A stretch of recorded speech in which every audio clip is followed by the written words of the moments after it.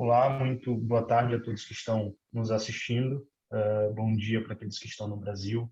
Boa tarde àqueles que estão aqui deste lado do Atlântico. Eu queria começar cumprimentando as nossas professoras que já estão aqui conosco, a professora Dália, a professora Débora, e em nome do NELB poder agradecer pela gentil aceitação do nosso convite. Cumprimentar também aqui as pessoas do NELB que estão comigo, os membros da direção. Portanto, me permitam fazer isso em nome da Madu, que é a nossa secretária-geral, e da Alice, que é a nossa secretária especial, e também da nossa diretora científica, Cláudia. É, de fato, para mim, uma honra e uma alegria poder participar pela primeira vez, enquanto presidente, deste evento, que tem sido um clássico do NELB, portanto, já estamos aqui nessa quinta edição, talvez o único evento da nossa faculdade, dentre as entidades que se preocupa, nesse sentido, em poder comemorar o Dia da Mulher. Portanto, eu diria que certamente já desde a primeira edição nós temos trabalhado sempre com temas que têm sido atuais e que estão no debate. Portanto, nos preocupamos em trazer sempre as melhores oradoras para falar sobre esse assunto. Esse ano não deixa de ser diferente, ainda que numa edição um tanto especial, na medida em que estamos passando todos por uma situação diferente, que é a pandemia. Mas eu não queria me demorar muito, portanto, sem muita demora, eu queria passar a palavra à Alicia, para que ela também possa fazer os agradecimentos especiais. Enfim, mais uma vez, agradecer a todas as inscritas, todos os inscritos que participaram, foram mais de 100. Portanto, nos últimos meses temos batido alguns recordes, esse também é um, e nós ficamos felizes com toda a adesão que nós tivemos. Espero que faça o voto de que tenhamos aqui durante esses 2 dias um evento muito frutífero, que de fato todos nós possamos sair engrandecidos com tudo aquilo que, que nós veremos aqui durante esses 2 dias. Portanto, Alicia, por favor. Muito obrigada, André, pelos agradecimentos. Eu retribuo os agradecimentos também. Muito obrigada pela sua disposição enquanto presidente do nosso núcleo e por toda a ajuda prestada para a realização desse evento hoje também. Boa tarde, bom dia para quem está ouvindo esse evento do Brasil. Eu sou a Alicia, sou secretária especial de Administração de Conflitos e Apoio à Diversidade, como o presidente André já mencionou também. Eu estou à frente da Secretaria Especial de Administração de Conflitos e Apoio à Diversidade, a que nós chamamos carinhosamente de SEACAD, junto de uma equipe maravilhosa, formada por mais 7 rostos, 7 pessoas que são muito importantes e imprescindíveis para manter as atividades e projetos da Secretaria em funções e que trabalham arduamente em conjunto. Algumas delas, inclusive, hoje irão mediar os painéis do nosso encontro, aliás, entre hoje e amanhã. A SEACAD, ela nasce de um impulso para a criação de um espaço de debate que desse vazão às demandas de problemas de minorias sociais, incluindo a população imigrante, como também temas que por vezes não são debatidos no ambiente da faculdade, entre eles a desigualdade de gênero, a que nos dedicaremos também nesse encontro. Eu quero agradecer a todas as pessoas aqui presentes, em especial também a nossa querida diretora, professora doutora Paula Vaz Freire, que infelizmente não pôde estar presente hoje, mas que é uma mulher muito importante para a nossa faculdade. E gostaria de agradecer também as nossas convidadas para os painéis de hoje, professora doutora Débora Diniz, professora doutora Dália Costa, professora doutora Alessandra Benedito e doutora Dina Alves, e também as convidadas para os nossos painéis de amanhã, mas que já vemos algumas delas aqui hoje, professora doutora Paula Campos Pinto, professora doutora Ana Paula Antunes Martins, professora doutora Fernanda Martins e professora doutora Luciana Boatê. Bom, eu não poderia também deixar de agradecer a Bruna Lebre, minha precursora enquanto diretora da SEACAD, que tanto me ensinou e me ensina. Também quero agradecer ao NELB, enquanto núcleo, a presidência, a diretoria de comunicação e a diretoria de eventos, que são responsáveis pela concretização desse evento hoje. Muito obrigada pela cooperação e por todo o acolhimento. Bom, eu estou muito feliz que a gente teve bastante adesão para esse evento. Isso porque são tempos difíceis e temas muito importantes sobre os quais nós precisamos falar. Então, antes de qualquer coisa, muito obrigada a todas as pessoas presentes que estão aqui hoje ocupando esse espaço de construção de saber É muito importante ter vocês hoje aqui com a gente. Bom, no último domingo, dia 7 de março, foi o Dia Nacional aqui em Portugal dedicado ao luto pelas vítimas de violência doméstica. Ontem, dia 8 de março, Dia Internacional da Mulher.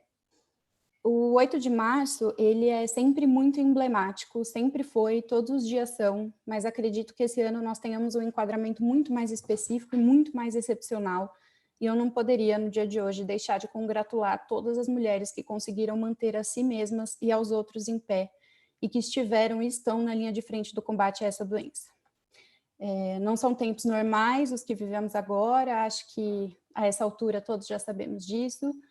Esse é o nosso 5º encontro do Dia Internacional da Mulher, mas é o primeiro que fazemos durante uma pandemia. Ano passado, nós tivemos a oportunidade de realizar esse encontro pessoalmente, felizmente. Portanto, é uma situação excepcional e eu queria prestar aqui a minha homenagem, mais uma vez, a todas as mulheres que estiveram na linha de frente e no combate à Covid-19, as mulheres da saúde, as mulheres que estiveram na dianteira do desenvolvimento de vacinas e testes e ajudaram a manter as pessoas vivas, a manter os lares e os empregos em pé. Muito obrigada. Eu espero que vocês tirem um ótimo proveito e desfrutem muito do nosso encontro. Todos os painéis foram pensados e elaborados com muito carinho e muito suor. Espero que aproveitem. Obrigada. Eu passo agora a palavra para a nossa secretária-geral e amiga pessoal também, Maria Eduarda Ribeiro, que vai mediar o nosso primeiro painel, cujo tema é o impacto da pandemia na vida das mulheres. Obrigada. Obrigada, Alicia, e obrigada, André, pelas palavras. Eu sou a Maria Eduarda, eu vou mediar esse painel com todo gosto. Como a Alicia já disse, tem o tema o impacto da pandemia na vida das mulheres. Antes de mais, como não poderia faltar, gostaria de agradecer aos presentes, teve uma grande adesão, e isso é ótimo, às professoras doutoras, ao NELB e à SEACAD pela possibilidade de realização do 5º Encontro do Dia Internacional da Mulher. O painel, então, está organizado para 30 minutos de apresentação, em que questões são, com certeza, muito bem-vindas e devem ser enviadas ao NELB através do nosso bate-papo, e serão colocadas ao final. Primeiro, iremos ouvir a professora doutora Dália Costa, doutora em Sociologia da Família, mestre em Sociologia, tem pós-graduação em Ciências Criminais e é licenciada em Política Social.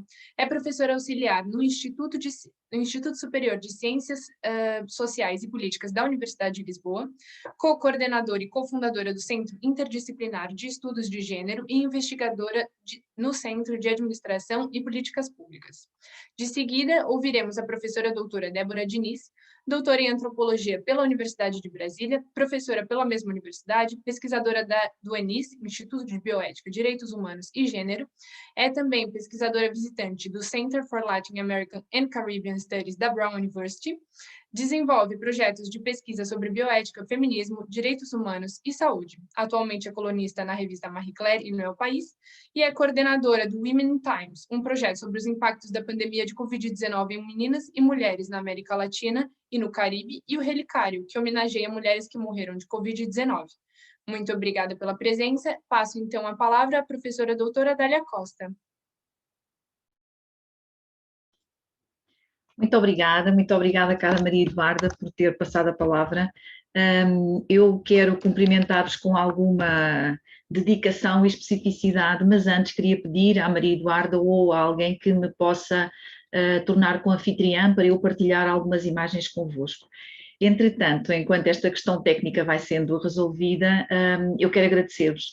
É com muito gosto, com muita honra que aqui estou, que aqui me é permitido partilhar algumas ideias e, sobretudo, hoje, na sequência daquele que foi o dia de ontem, o Dia Internacional da Mulher.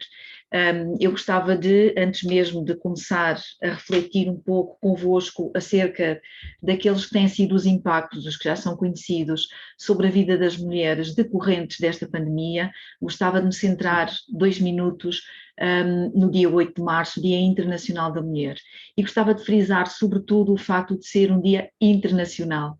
Nós, por vezes, e em Portugal é relativamente frequente, ser posto até em causa a necessidade de nós continuarmos a celebrar o dia 8 de março. E o que é facto é que quando esta data, esta efeméride, esta celebração é posta em causa, aquilo que me parece é que as pessoas desvalorizam o facto de se tratar de um dia internacional. E desvalorizam-no porque estão muito centradas no seu próprio país, nos seus próprios privilégios, na maior parte das vezes.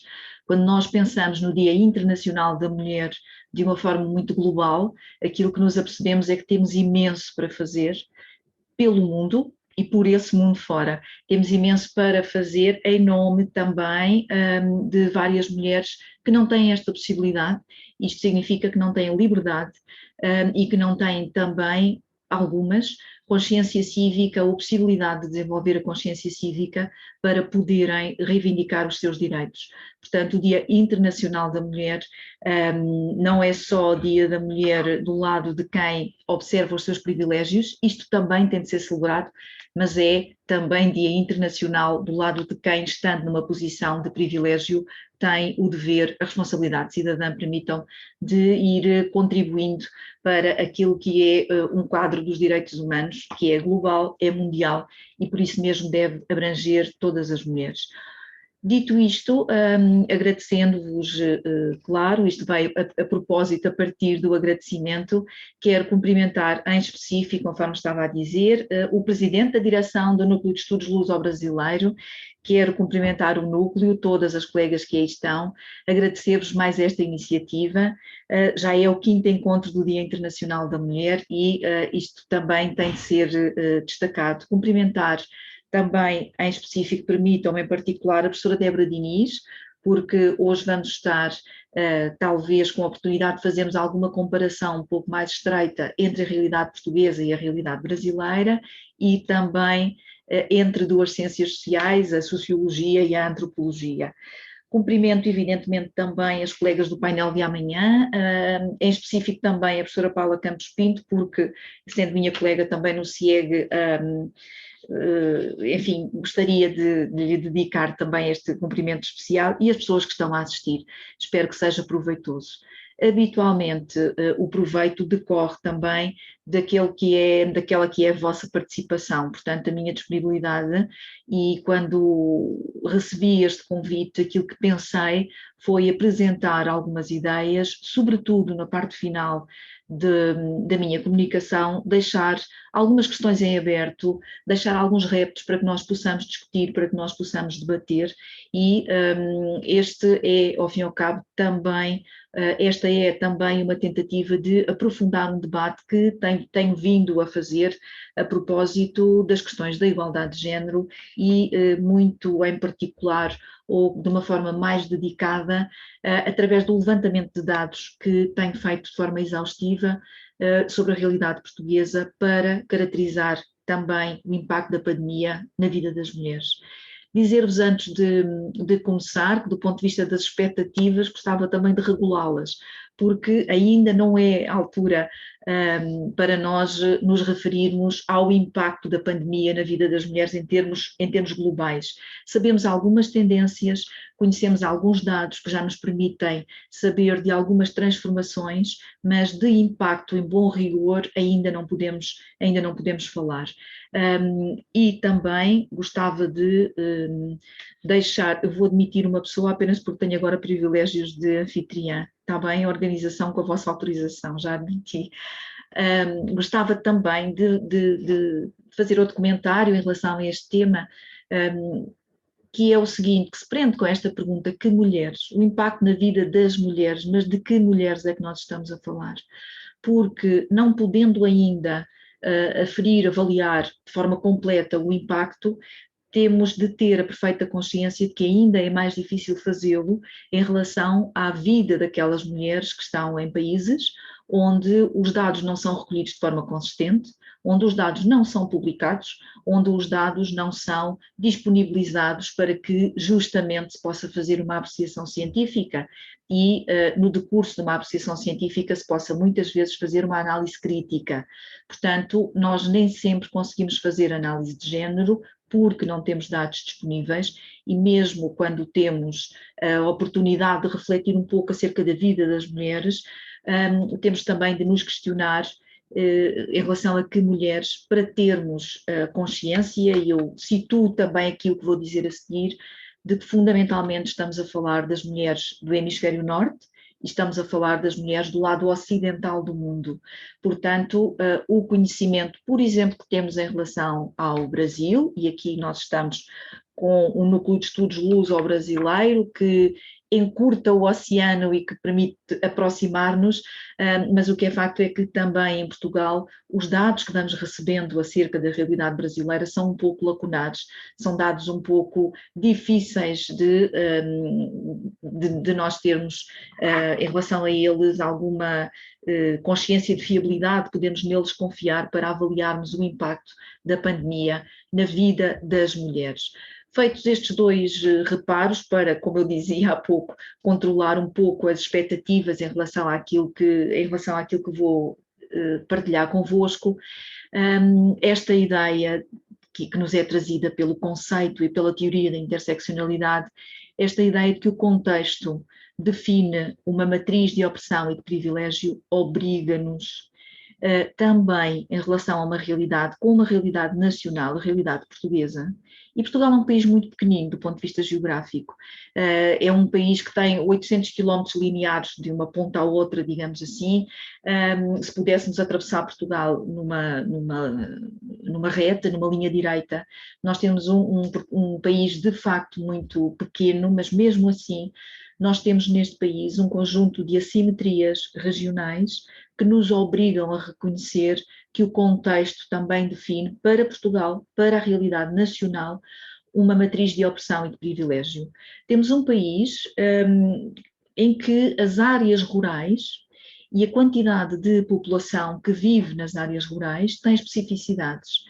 As áreas rurais, por exemplo, apenas para me referir a dois ou três traços largos, até porque algumas pessoas que estão a participar poderão não conhecer o nosso território ou conhecer um pouco menos bem do ponto de vista sociológico.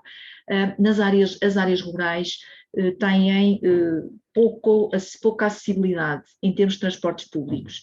Isto significa que com alguma facilidade nós vamos, e quando acolhemos estudantes de nacionalidade brasileira em Portugal, com alguma facilidade convidamos a ir a Coimbra, a ir a Évora, a ir às cidades mais nucleares, grande parte delas situadas na faixa litoral do país, mas o que é facto é que há toda uma dimensão de ruralidade no nosso país, que muitas vezes até está próxima de áreas geograficamente situadas no litoral. Falo, por exemplo, da zona de Setúbal, a zona logo abaixo do Rio Tejo, que é uma área que, enfim, está muito exposta ao litoral, mas que ao mesmo tempo tem uma dimensão de ruralidade muito grande em termos geográficos e muito importante nas características. Por exemplo, falava da acessibilidade em relação aos transportes, por exemplo, a idade das pessoas. Sabemos que a esperança média de vida em Portugal é bastante maior no caso das mulheres, no caso feminino, e isto significa também que grande parte das vezes, nestes contextos de ruralidade, nós temos mulheres muito idosas em isolamento social. Isolamento social e isolamento geográfico. E é importante percebermos esta realidade nacional justamente para questionarmos a importância do contexto e para a trazermos também para o nosso debate.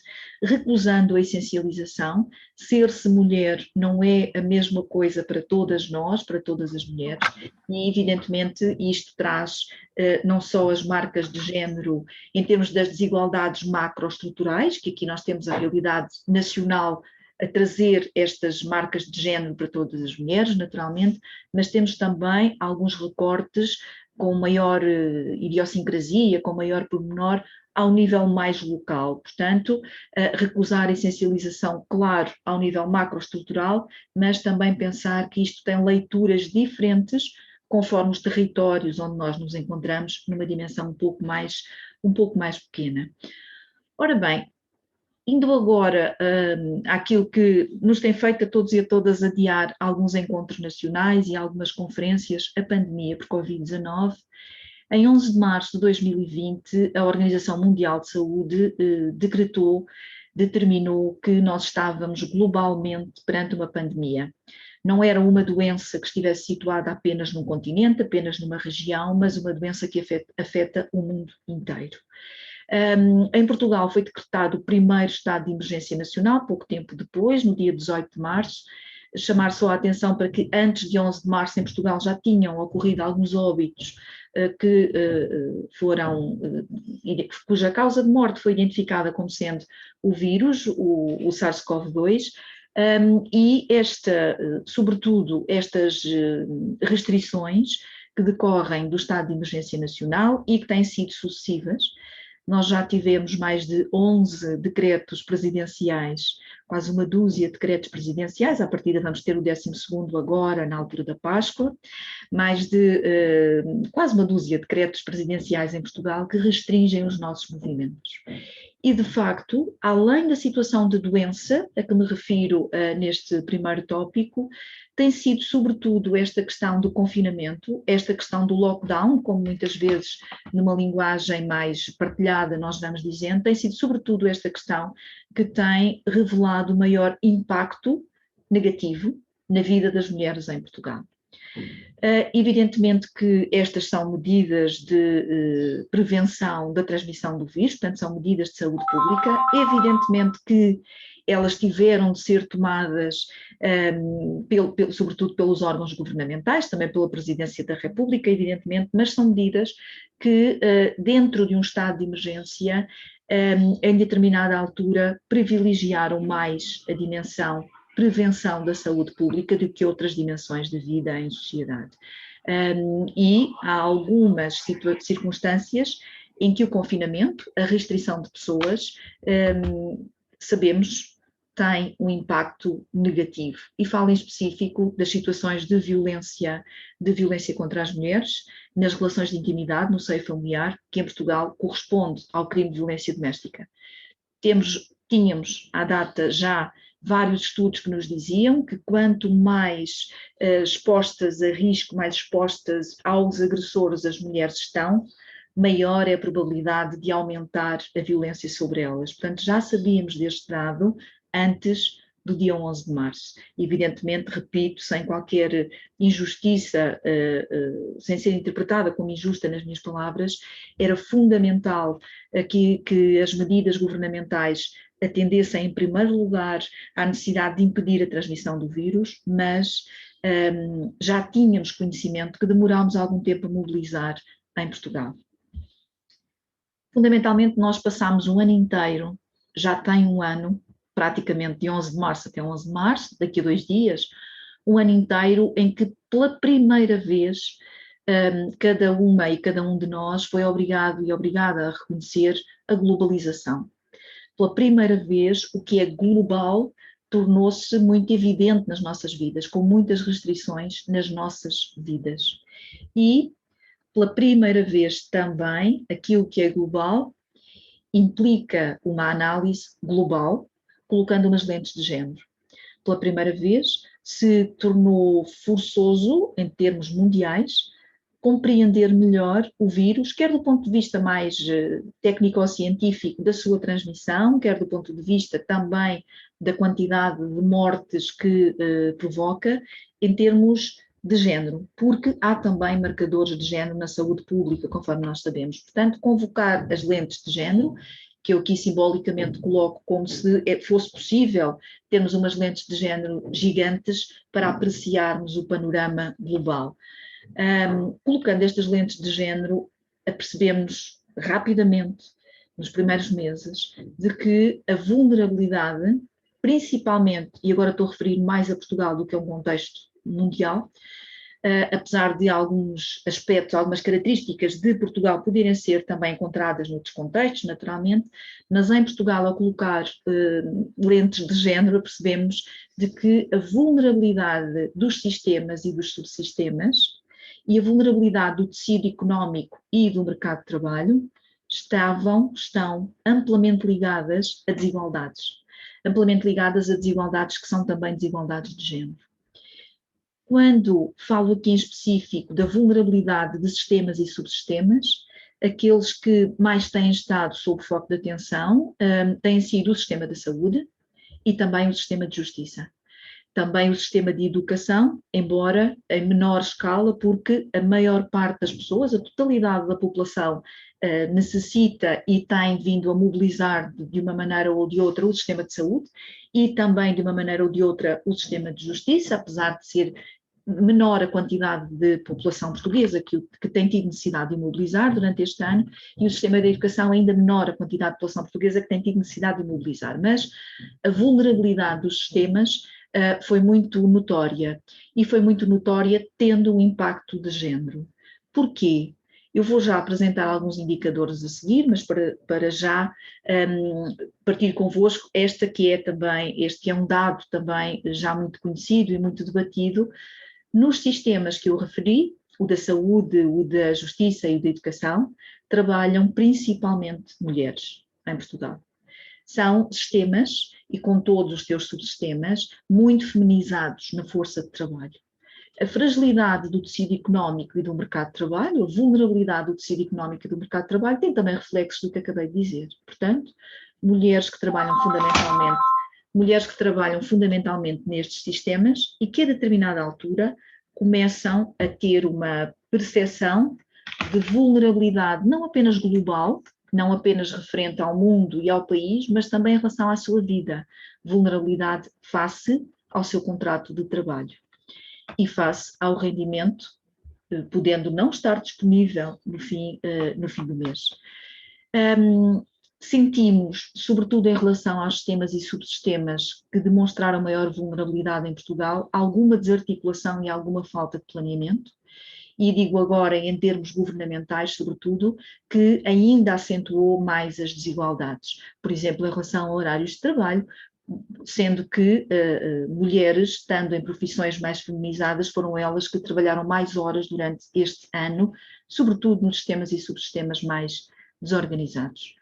Quem está principalmente a prestar cuidados, seja na família, seja nestes sistemas e subsistemas, quem está fundamentalmente ligado à educação, também na família, acompanhando a escola à distância das crianças, ficando com as crianças em casa na sequência do encerramento de creches e jardins infantis, são mais as mulheres. Quem está na justiça, sobretudo no Ministério Público, magistradas do Ministério Público, são principalmente mulheres também, e uma das áreas que me é muito cara e na qual eu tenho investido muito em termos de investigação, no apoio a mulheres vítimas de violência doméstica, também estão, sobretudo, mulheres. Portanto, nós temos uma crise, a crise pela pandemia, uma crise de saúde pública provocada pela pandemia Covid-19, temos uma crise com o rosto feminizado.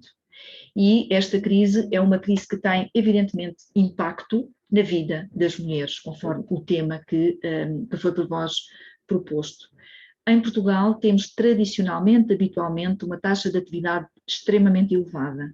Extremamente elevada, em cerca de 73%, dados muito recentes, acima da média europeia, da taxa de atividade de mulheres, e muito próxima da taxa de atividade dos homens. Portanto, nós temos famílias em Portugal em que quer mulheres, quer homens trabalham, trabalho remunerado, trabalho assalariado fora de casa, e é deste que estou aqui a falar fundamentalmente.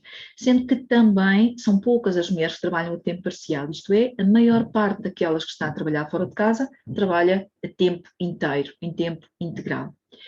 Trabalha em tempo integral, sem grandes diferenças, eu apenas trago esta informação para reforçar um pouco a anterior, sem grandes diferenças entre mulheres e homens e em função das idades, portanto, estando na linha da frente, digamos assim, quer na área da saúde, quer em profissões onde também se manifesta maior escolarização das mulheres, quer às vezes também com algum retrocesso aos quadros mais tradicionais de género e já vou voltar àquela informação. Curioso foi colocarmos as lentes de género para tentarmos interpretar estes dados. Assim que começaram estes dados a chegar, e devo dizer-vos que 6 meses depois, portanto mais ou menos a meados do ano 2020, ainda era difícil compreender que tendência era esta. Hoje em dia, e de acordo com aquilo que tenho estado até agora a apresentar, a hipótese forte que permite explicar porque é que nós temos mais mulheres infectadas pelo SARS-CoV-2, pela Covid-19, e porque é que nós temos uma taxa de mortalidade muito aproximada entre mulheres e homens, sendo que agora até tem sido maior a taxa de mortalidade de indivíduos do sexo masculino do que do sexo feminino. Principalmente porque elas se expõem mais ao vírus. E expõem-se mais ao vírus, o que justifica aqui um grande número de casos em termos de infecções. Expõem-se mais ao vírus também por causa das profissões que desempenham, como eu há pouco explicava. Do ponto de vista científico, do ponto de vista tecnológico, ainda estão a ser analisadas algumas causas em termos mais até mesmo de ADN, de endocrinologia, em termos mais clínicos, ainda estão a ser procuradas algumas causas para explicar a maior resistência de mulheres à doença, mas elas não serão muito diferentes dos determinantes de saúde que fazem com que as mulheres também tenham uma esperança de vida superior. Estas mulheres que trabalham fora de casa, em Portugal, que têm, dão um contributo para o tecido económico e social tão relevante quanto o dos homens, porque trabalham praticamente na mesma proporção em termos da população ativa em Portugal, são aquelas também que trabalham de forma consistente ao longo dos resultados que vamos tendo em relação aos inquéritos aos usos do tempo, são também aquelas que trabalham mais horas em casa, em trabalho não remunerado. E, repito, esta tendência tem-se mantido de forma muito consistente em Portugal, apesar de ser possível nós reconhecermos alguma mudança nas masculinidades, sobretudo por via da paternidade. Indivíduos do sexo masculino que, principalmente em casais jovens, vão distribuindo, vão assumindo maior responsabilidade por algumas tarefas não remuneradas em casa, mas principalmente dando resposta às necessidades de crianças e acompanhando as crianças, portanto mais por via da paternidade. Isto é possível vermos também esta tendência de mudança quando analisamos os dados da licença parental. Em Portugal há uma parte da licença parental que é constituída por uma parte para o pai e outra parte para a mãe. Portanto, na parentalidade nós temos a licença de maternidade e a de paternidade, mas na licença de paternidade os homens têm vindo cada vez mais a usufruir desta licença e há vários estudos, até com um cariz mais qualitativo, que sugerem que os indivíduos do sexo masculino, repito, principalmente os mais jovens em idade, revelam esta tendência de querer envolver-se mais na vida das crianças, portanto, por via da paternidade, conforme eu dizia, mais um indicador para reforçar aquilo. Não obstante, quando nós falamos em cuidado da casa, cuidado da família, responsabilidade pelo trabalho, pelo cuidado da casa e pelo cuidado da família, nós temos fundamentalmente as mulheres a assumirem esta responsabilidade para si. No segundo trimestre de 2020, em plena pandemia, a proporção da população empregada que trabalhou sempre ou quase sempre em casa, aquilo que tem vindo a ser designado como teletrabalho, sendo que em bom rigor é trabalho feito a partir de casa, não corresponde ao conceito original e rigoroso de teletrabalho, mas a proporção da população atingiu 25% no caso das mulheres e cerca de 21% no caso dos homens. Outra vez voltamos a ter mulheres e homens em casa, tal como temos no mercado de trabalho, praticamente na mesma proporção. Não obstante, elas têm uma percepção mais desfavorável em relação às condições necessárias para o teletrabalho, quer em termos da situação familiar, quer em termos da gestão de tempo e quer também em termos da responsabilidade que sentem, conforme eu dizia, assumindo mais responsabilidade para si do que os indivíduos do sexo masculino, comparativamente aos indivíduos do sexo masculino.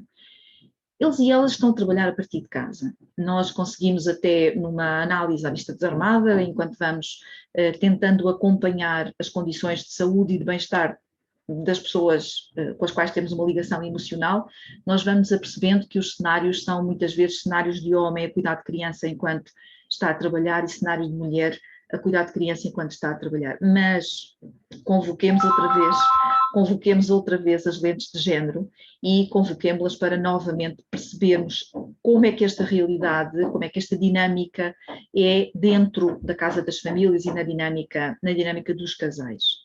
E para o fazer de uma maneira um pouco mais aprofundada, eu agora vou-me aproximar daquele que tem sido um projeto que tenho estado a desenvolver já há alguns meses, intitulado Farol. Não vos vou trazer grandes pormenores em relação ao projeto, portanto não vou aqui fazer uma apresentação exaustiva, nem descritiva, nem vou referir sequer aos objetivos, fica esta informação e o convite para acompanharem o projeto Farol através do seu site, que vai ser lançado no dia 11, de propósito, um ano depois de ter sido identificada a pandemia pela OMS. Este projeto, pelo seu nome, nós percebemos com alguma facilidade o que é que pretende, quais são os objetivos. Pretende identificar ferramentas e mecanismos, estratégias de ação que têm vindo a ser desenvolvidas ao longo deste ano inteiro em Portugal, com base numa enorme criatividade, têm vindo a ser desenvolvidas por equipas que estão, como nós dizemos usualmente em Portugal, que estão no terreno, portanto que estão a fazer apoio a mulheres, quer na prevenção da violência de género e da violência doméstica, quer no acompanhamento a situações em que já foi identificado que as mulheres estavam em situação de vitimização por este crime. E também pretende definir um referencial de formação para identificar as necessidades que profissionais foram sentindo neste ano e depois tentar corrigi-las através da formação. Estes são os dois objetivos deste projeto. Como disse, vou recorrer ao projeto para trazer mais alguns resultados, com um pouco mais de profundidade, mas não vou apresentar os resultados do projeto, por assim dizer. Até agora, este que é um projeto de base, usa uma metodologia mista, temos alguns dados de cariz quantitativo, mas temos muitos dados recolhidos através de entrevistas. Este que é um projeto sobre o modo como as equipas têm estado a dar resposta à pandemia, é um projeto que ao mesmo tempo tem permitido trazer um reforço, uma reafirmação das ideias que eu lá atrás deixava. Por exemplo, grande parte das pessoas entrevistadas, que têm sido fundamentalmente mulheres, porque são elas que compõem a maior parte das equipas de apoio a outras mulheres vítimas do crime de violência doméstica, a maior parte das mulheres tem identificado dificuldades na articulação das várias dimensões da vida. Dificuldade em articular a dimensão pessoal, familiar, profissional, com a dimensão cívica e com a dimensão política. Quando se lhes pergunta, então, perante essa dificuldade de articulação, como é que têm resolvido, a maior parte das pessoas, aquilo que nos vai dizendo é: se eu tenho de suprimir alguma, eu vou suprimir a dimensão pessoal. Dizer-vos, antes mesmo de elaborar um pouco mais este raciocínio, que não é verbalizado, não é dito, mas a maior parte das entrevistas também já nos permite identificar esta tendência em termos de resultado preliminar.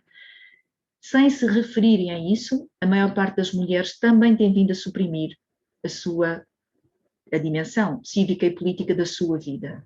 Isto porquê?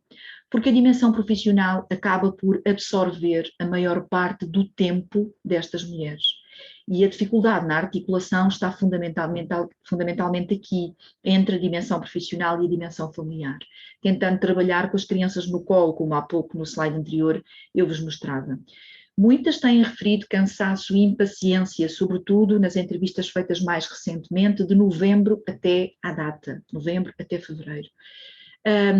E principalmente uma impaciência e um cansaço agravados com o encerramento das escolas, onde nos vão dizendo que, quando colocamos as lentes de género no slide anterior, sim, os indivíduos do sexo masculino estão em teletrabalho, mas o acompanhamento às atividades académicas das crianças é feito principalmente pelas mulheres, sejam elas mães, sejam elas avós.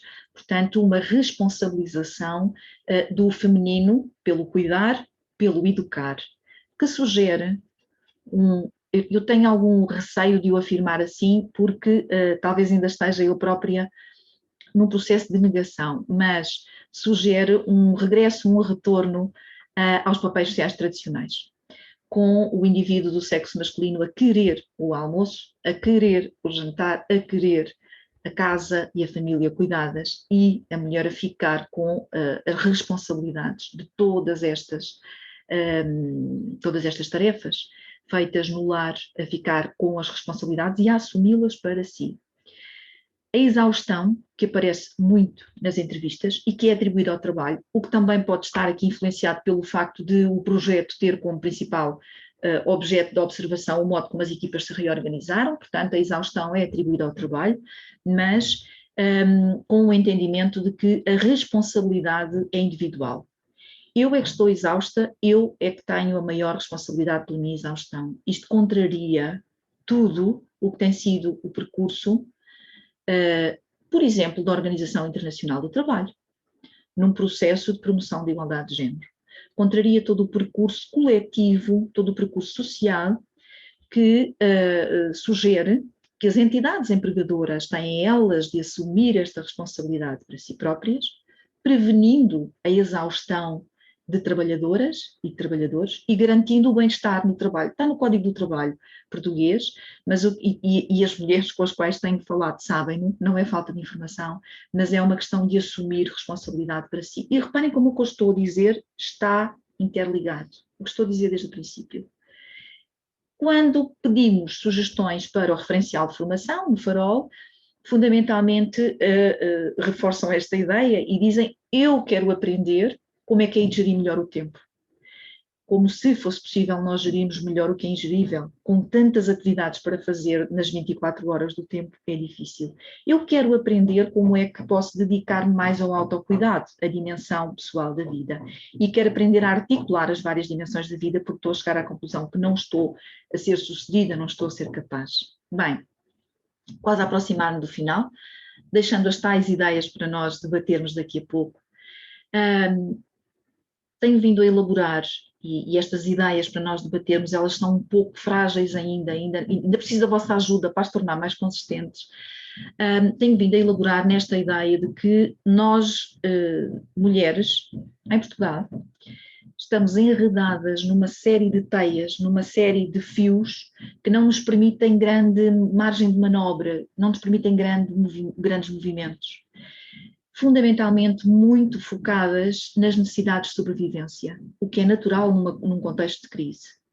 Tentando manter o emprego, o que nas áreas da hotelaria, nas áreas da restauração, nas áreas de nível de prestação de serviços, estou a lembrar-me, por exemplo, da manifestação ontem da Ground Force, uma empresa que presta serviços no aeroporto de Lisboa, à TAP, à Transportadora Aérea Nacional, Transportadora Aérea Portuguesa, portanto, com um grande esforço de manter o emprego em áreas profissionais muito feminizadas. Necessidade de sobrevivência, eu tenho de garantir o meu emprego.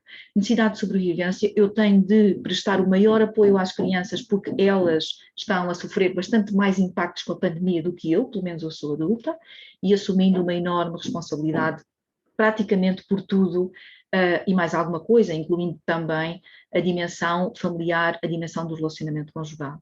É como se estas necessidades fossem assim uma espécie de peso que cai em cima das mulheres e que vai apagando algumas dimensões da vida, a pessoal e a cívica e política, com uma consciência que vai sendo pouco coletiva e que vai sendo mais uma consciência virada para a dimensão pessoal, com uma necessidade de autocuidado.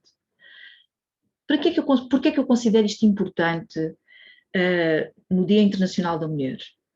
Porque, como eu há pouco dizia, tenho algum receio de que os mais de 40 anos em Portugal, de regime democrático, que trouxeram uma consolidação da igualdade de género, fizemos um caminho muito sólido em Portugal de promoção de igualdade de género, que não esteja tão consolidado assim, que agora, numa situação de crise muito demorada, muito duradoura, uma crise com 1 ano, esteja a ter um impacto que nos faça regredir, perder algum do caminho que temos vindo a conquistar. Muito também por via da consciência cívica de mulheres em Portugal, que se foram juntando em coletivos para pensar acerca dos seus direitos, das suas necessidades básicas, e parece que agora estou um pouco nos anos 60, nos anos 70 do século XX. E em relação à violência doméstica em particular, o que é que nós sabemos em Portugal sobre violência sexual? Praticamente nada. Vamos tendo conhecimentos acerca do número de denúncias, a quantidade de mulheres que denuncia a situação em que se encontra, ou outras pessoas que têm denunciado o crime de violência doméstica, porque é crime público, qualquer pessoa na comunidade pode denunciar, mas denunciando o crime de violência doméstica, nós sabemos que existem um pouco mais de 25 mil denúncias, existiram no ano anterior um pouco mais de 25 mil denúncias pelo crime de violência doméstica, mas da violência doméstica faz parte a manifestação de violência física, a violência psicológica, também a sexual, e sobre a sexual pouquíssimo sabemos. O que é que também precisamos de saber melhor e mais? Precisamos de aprender a fazer apoio à distância. Eu há pouco dizia que as equipas têm tido uma enorme criatividade e têm recorrido às redes sociais, têm recorrido a tudo aquilo que a tecnologia nos permite, para nós estarmos, por exemplo, agora desta forma agradável entre nós a partilhar algumas ideias, mas não tem sido possível fazermos, por exemplo, uma avaliação de risco rigorosa à distância. Todos os instrumentos que existem em Portugal foram feitos para que a avaliação de risco fosse efetuada com as pessoas à nossa frente. Isto é, há toda uma dimensão de linguagem não verbal que é fundamental e que neste caso, sendo a avaliação de risco feita à distância, nós não conseguimos apanhar esta dimensão subjetiva que é trazida, por exemplo, a partir da interação, do olhar, dos gestos, do modo como se recusa falar de determinadas situações. Este aspecto de estarmos à distância também provavelmente influencia o sabermos pouco acerca de violência sexual, porque a distância interfere naquilo que é entendido como mais privado. Outra pergunta que não me tem largado é esta. Mas será que nós estávamos à espera, nós, humanidade? Estávamos à espera que a pandemia ampliasse o quadro dos direitos humanos? Provavelmente não. Mas, se não estávamos à espera, o que é que demorámos tanto tempo a fazer? Ou porquê é que demorámos tanto tempo a fazer?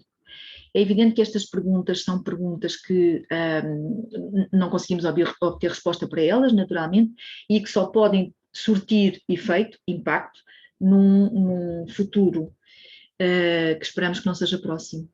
Um futuro onde outras situações de crise se venham a impor. Outras situações de crise ligadas a pandemias, ou seja, crises de saúde pública ou crises de outra natureza. Recordava-vos aquela imagem dos óculos de género colocados no mundo inteiro. O mundo é vulnerável, o globo é vulnerável e nós descobrimos isso, nós, humanidade, agora de uma forma muito, muito forte, com um impacto muito grande. E descobrimos também que as situações de crise põem em causa direitos humanos. Crise política, crise económica, crise social, crise de saúde pública. Portanto, se já o sabemos, não podemos perder este património de conhecimento e temos de definir com muito mais rigor e de forma muito mais cooperativa, no sentido desta cooperação que também se vai estabelecendo muito entre estes dois países, mas temos de o estabelecer porque, em cooperação e de forma coletiva, porque é de respostas globais que nós estamos agora a falar. Há pouco, já agora Maria Eduarda, só a última frase, há pouco a Alicia também felicitava as mulheres que têm dado resposta a esta situação de pandemia, com mulheres também incluídas. Gostava de felicitar cientistas que na área das ciências sociais, também na área das ciências biológicas, procurando, por exemplo, uma vacina que seja possível, de possível administração para todos e todas nós, felicitar pelo trabalho que tem vindo a ser desenvolvido. E porquê é que esta frase foi por mim deixada para o fim? Porque eu comecei por dizer, se há coisa que a pandemia nos revelou, é que a globalização está dentro da nossa casa, tem impacto sobre as nossas vidas, portanto vamos lá sair de dentro do nosso reduto de privilégio e pensar nisto em termos mais globais. Mas se há coisa que a pandemia também nos revelou, é que quando cientistas se reúnem, encontram resultados muito rapidamente. Nunca eu imaginei tantas vacinas em tão pouco tempo, nunca. E de facto não estou nada ligada a essa área, mas tinha uma expectativa enquanto cidadã que entretanto foi gorada e ainda bem, e se revelou errada, mas que o facto é que tanto conhecimento tem vindo a ser produzido, nunca vi, mesmo em Portugal, imensos relatórios, imensos trabalhos que trazem muito conhecimento e um conhecimento que não se sobrepõe, que vai acrescentando, vai acrescentando. Portanto, eu gostava de deixar esta palavra também para nós, que somos comunidade científica e que temos vindo a construir também respostas para esta pandemia. Muitíssimo obrigada pelo convite, uma vez mais. Espero que o debate nos permita continuar a trocar algumas ideias e a alimentar respostas a algumas destas perguntas em aberto. Muito obrigada, professora doutora Dália. Foi ótimo o seminário, foi ótimo ouvir. Eu só gostaria de reforçar, então, que as perguntas já podem ser colocadas via chat, tá bem? E serão colocadas ao final. Com certeza, acho que a exposição da professora vai, sim, gerar questões, dúvidas e pontos para debate. Sendo assim, eu gostaria já agora de passar, então, a palavra à professora doutora Débora Diniz. Muito obrigada a todos vocês por esse convite. Maria Eduarda, em particular, eu vou tentar fazer minha apresentação em torno de uns 15, 20 minutos para a gente poder ter tempo para conversar com as pessoas. Eu agradeço imensamente a presença.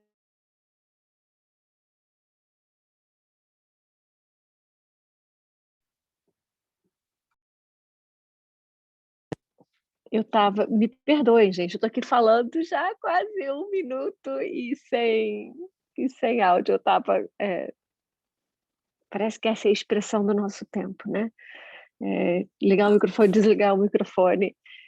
Então, eu começo novamente. Maria Eduarda, muito obrigada pela sua apresentação, a todos os colegas, pela organização desse evento, em particular a professora Dália Costa, que eu vi depois dela, me ajuda muito a seguir o caminho já aberto, que uma série de questões foram aqui lançadas, e aí eu talvez possa ajudar trabalhar junto com uma pecinha, como olhando pelo buraco da fechadura, uma situação de impacto da pandemia nas mulheres. Eu pensei em falar em torno de no máximo 20 minutos, porque aí nós conseguimos abrir o tempo para as pessoas com as suas perguntas e nós podermos conversar, né? Então, é com muita honra que eu estou nesse momento com vocês do Núcleo de Estudo Luso Brasileiro, nesse 5º encontro, e o tema que me foi oferecido, né, o impacto da pandemia na vida das mulheres, ele pede essa análise de nós pensarmos essas grandes questões de como uma situação de uma emergência global, ela é desde sempre com uma perspectiva interseccional para a vida das mulheres e das meninas, e como nós falamos sobre isso, talvez como nunca antes em 2020, né? Eu mesma comecei a passar limpo tudo que eu tinha dito, aprendido, ouvido em 2020. Então, sobre as mulheres nas atividades de cuidado na saúde, como elas estavam na linha de frente, como elas foram as primeiras intensamente a adoecer e morrer, como houve um impacto nas mulheres negras, nas mulheres latinas no norte global, nas mulheres migrantes, de uma maneira geral, ou seja, nas mulheres mais vulneráveis, em condições de trabalho precário ou indocumentadas. Como a violência na casa contra as mulheres e as meninas. Como passamos a falar de algo que parecia restrita aos departamentos de estudos de gênero e feministas, que é isso da economia e do trabalho do cuidado. Passamos a falar dessa categoria analítica em diferentes circuitos. Eu revisei estatísticas, eu fui revisar dados que não coletei, que outros coletaram, né? Sobre quantas mulheres adoeciam, quem eram elas. E quando eu fui me preparar para hoje, eu tinha a sensação de que o que eu tinha a dizer, todas vocês já sabiam, todas já haviam vivido ou testemunhado o impacto nas nossas vidas. Um grupo de mulheres aqui, eu peço perdão aos homens, né, por falar das mulheres, que esse é o tema, é o dia que nós queremos nos nomear e pensarmos. Eu tinha a sensação de que ou nós já sabíamos ou nós tínhamos vivido, e que muitos de vocês teriam vivido coisas que as minhas proteções prévias da vida não tinham me feito vivê-las em primeira pessoa. E aí eu passei a me perguntar o que eu podia fazer para provocar a palavra nesse encontro, né? E aí eu resolvi fazer o revés. Conversar hoje no formato que reverte o que faz o impacto em nós, assumindo que todas fomos impactadas, todas, de diferentes maneiras, porque os nossos testamentos da vida, né, os testamentos prévios, nos fizeram entrar nessa jornada de maneiras diferentes, com vulnerabilidades e precarizações diferentes. E aí eu passei a me inquietar, dizendo que narrativas cada uma de nós aqui, que narrativas cada uma de nós que pode estar passando por esse seminário irá construir sobre esse tempo, sobre essa sobrevida, se toda a vida é sobrevida. Eu sei muito pouco falar em primeira pessoa, né? Talvez eu precise de muitos anos de análise, ou ser destreinada no que fui treinada a fazer, que é sempre testemunhar, testemunho de outras vidas. E se eu posso me definir como uma faladora, diferente do que como vocês me apresentaram, um monte de coisa que eu não sei muito bem, né, como ser tudo isso, eu diria que eu preciso escutar para escrever, né? E como diz Roland Barthes, para ser uma escrevente. E toda a minha escrita, ela é sempre transitiva, ela é sempre carregada de uma mensagem sobre outras que eu testemunho. Então, ela é sempre responsável. Então, a minha pergunta passou a ser essa. De que eu posso ser testemunha se eu não morri, se eu não enlutei, se eu não empobreci? Se os afetos que eu vivi durante a pandemia, eles são quase inomináveis, de tão miúdos comparados com quem lutou, com quem morreu, com quem empobreceu, com quem sofreu violência. E aí eu comecei 2020 me perguntando do que eu seria testemunha em 2021. Em 2020 eu tentei fazer o Relicário, que era esse álbum no Instagram, que era escavando, né? E aí é daí onde eu vou começar a contar. Nós vivemos 2020, ainda vivemos esse tempo de desalento. Essa é uma pandemia de um desalento, real e alegórica. Ela é real porque ela é uma doença que nos tira o ar e nos mata por falta de ar. Mas ela é também alegórica, porque ela é um desalento de uma suspensão de um tempo, de um espaço. Há uma anacronia, há uma paratopia. A geografia e a história, elas passam a viver de outro jeito. Então, nós não sabemos. Eu tive que olhar, gente, várias vezes o horário de Lisboa, o horário do Brasil, o horário de onde eu estou, qual é o horário que eu vou entrar. E eu tive que anotar, porque eu ficava confusa. E essa confusão não é só pelo mundo e pelos seus fusos horários, era porque é terça, é quarta, é março já. Então, nós temos um desalento da existência, que é também dado por uma consciência da finitude, ou de uma proximidade dela.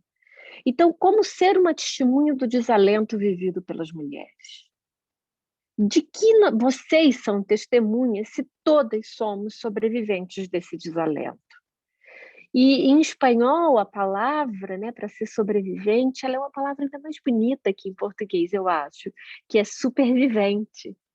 Né? Ela é tão linda, porque ela lembra a última entrevista de Jacques Derrida, antes de morrer. Ele já estava com 74 anos e com câncer, e ele dizia: eu finalmente estou aprendendo a viver. Eu nunca aprendi a viver, dizia ele. Ele diz porque a vida, toda a vida é sobrevida. E viver é não aprender a morrer. Porque se aprendemos a morrer, esse é o momento que a morte já se anunciou, né?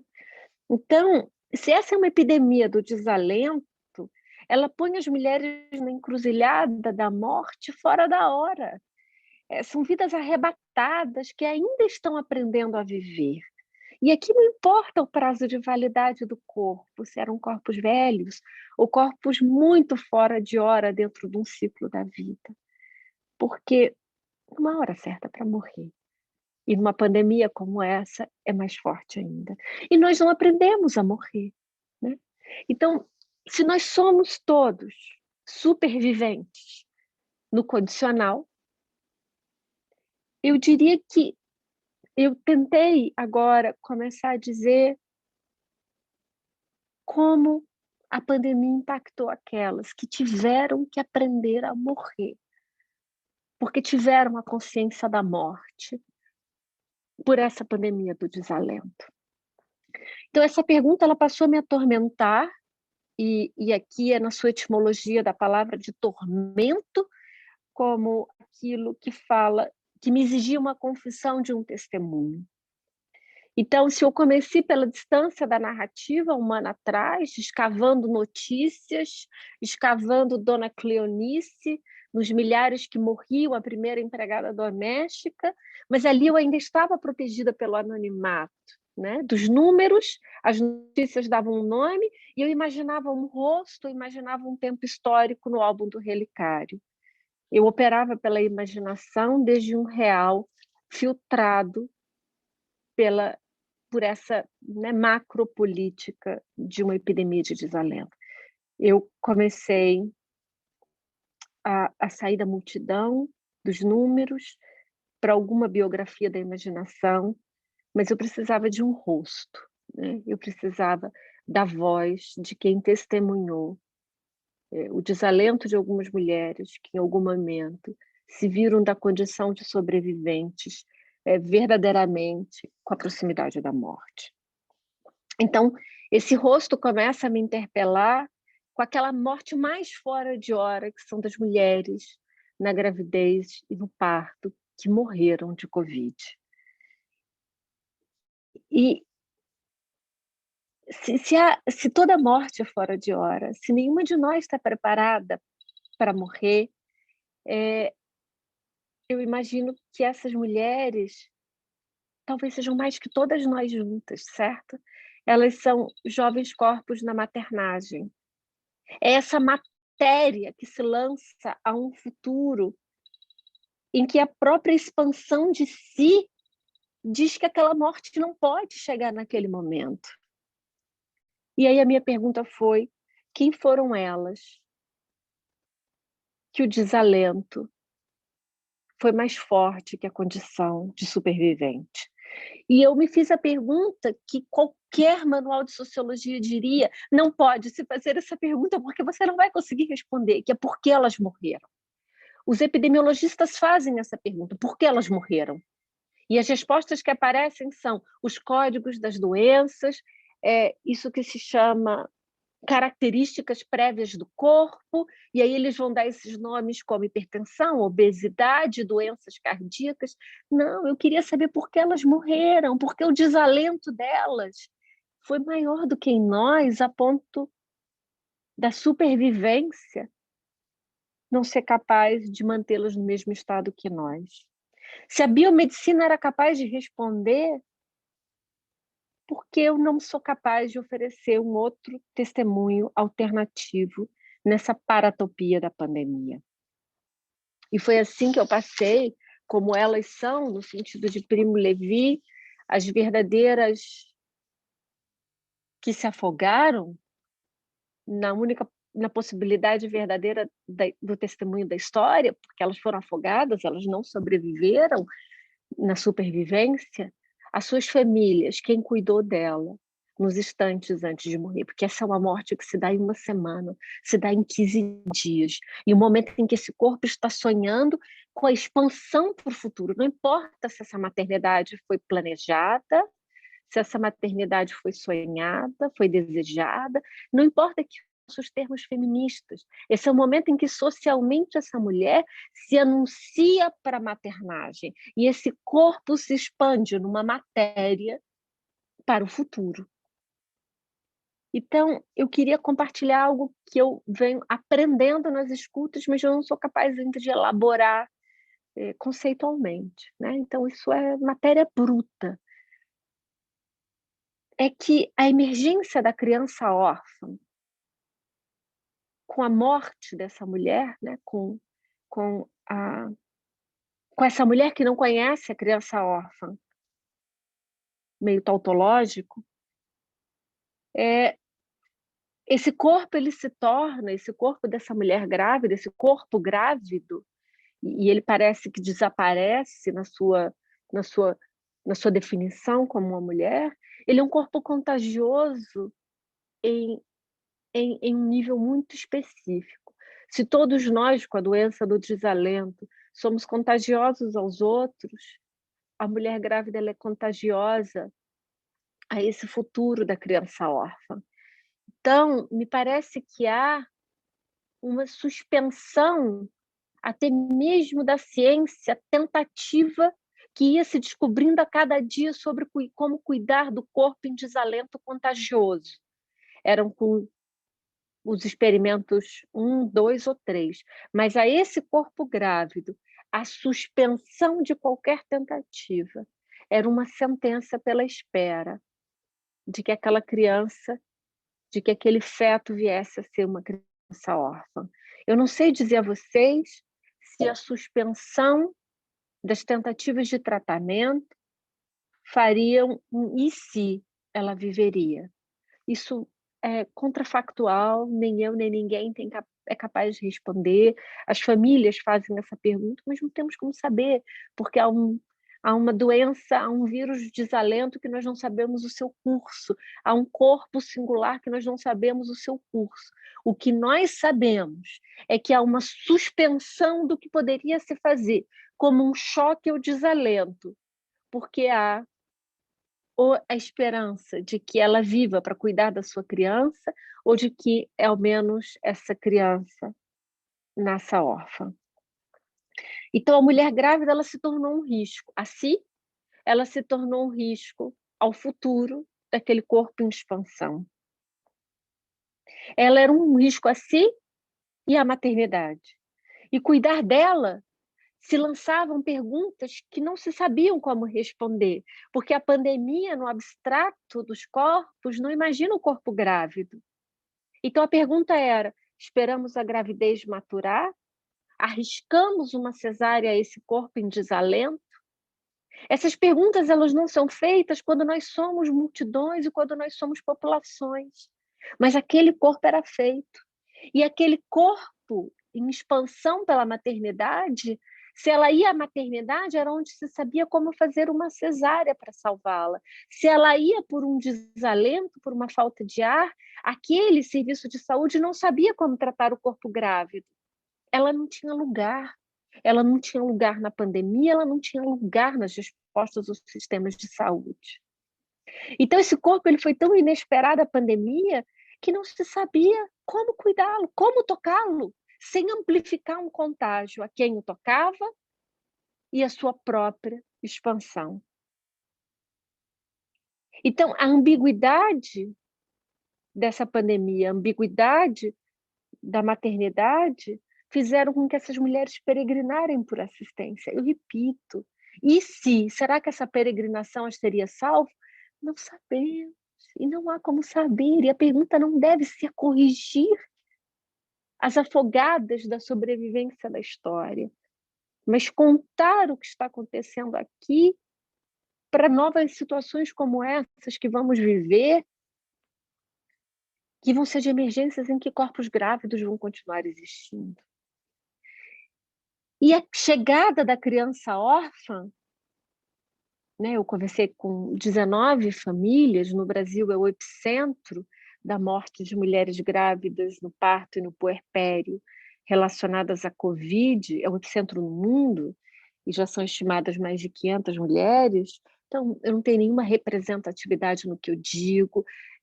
Foram famílias que aceitaram conversar comigo, então aceitem o meu testemunho como um testemunho que não tem nenhuma representatividade científica em termos de dizer é assim que está acontecendo o processo.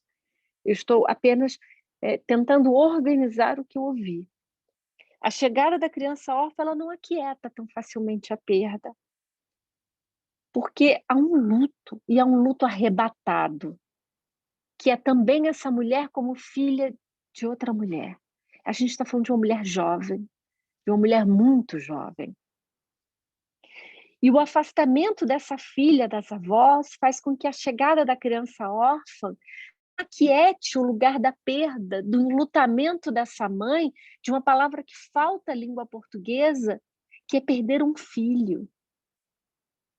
O que é o enlutamento de uma mãe? Porque a chegada dessa criança órfã vai fazer com que essa criança circule entre as mulheres da linha paterna, porque a mãe desapareceu. Então, há um arrebatamento também da expectativa de que essa criança venha a preencher o enlutamento das avós. E a mais, nós imaginamos que as famílias são compostas de um e seus filhos. As famílias, elas são famílias de multiparentalidade. Em quase todas eu conversei, eu repito, não há nenhuma representação estatística nisso, eram múltiplas figuras paternas. O elo de aproximação entre as crianças dessa família se dava por essa mulher e pela avó materna. Com a morte dela, as crianças são separadas. Então, há uma dissolução familiar entre os irmãos. A chegada da criança órfã, ela desagrega os irmãos, ela desagrega uma linhagem matrilinear com as avós. Então, por que elas morreram? Elas morreram porque elas estavam grávidas. Eu começo a terminar. Elas morreram porque elas adoeceram de Covid. Elas morreram porque os sistemas de saúde não eram capazes de imaginar o corpo grávido. Eles morreram porque não se imaginou o corpo grávido em desalento, porque só se imaginava o corpo da mulher velha. Elas morreram porque a saúde reprodutiva foi ignorada.